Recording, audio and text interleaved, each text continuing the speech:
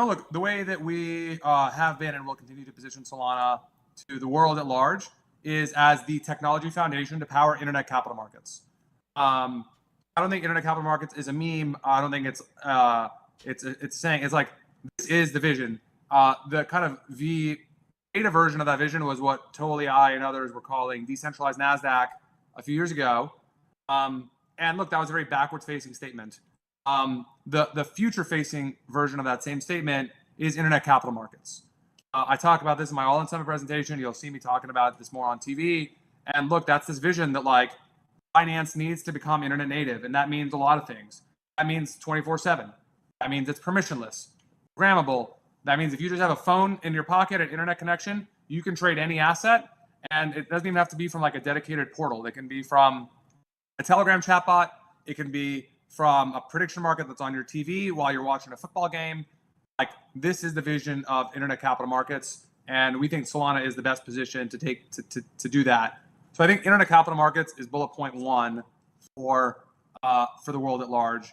And then I think kind of breaking that down a little further, I'd like highlight two more specific things. One is global trading volume of securities. So obviously there's a lot of TPS on NYSE and NASDAQ, the vast majority of which are limit orders and limit cancels, the vast majority of which are never filled.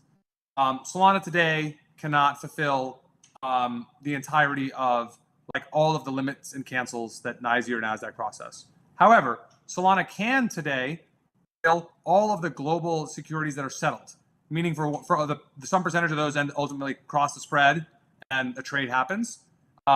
And if you look at today, Solana can process on the neighborhood of called 10 billion transactions per day, plus or minus. Maybe it's 8, maybe it's 12. It depends on how you want to count things. We have some efficiency gains coming with P tokens and stuff. I call it 10 as a round number. Fewer than 10 billion securities transactions clear per day across all the major stock exchanges. That means NYSE, NASDAQ, London, Singapore, etc. So we have this infrastructure today that can settle global securities. I don't know if it can settle securities and commodities and FX and meme coins and everything else. So we still have a long ways to go. Again, job's not done. But like we have this foundational technology that can scale, that can support global scale. And I think the third thing that we're reiterating to the world at large is, of course, the Genius Act and the vision for stablecoins. Ethereum has this narrative, we're the stablecoin chain. Obviously, Tom's been saying that on TV.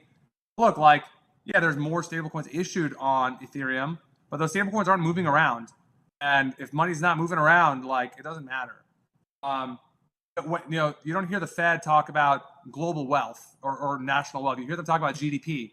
GDP is a measurement of velocity of capital and capital turnover.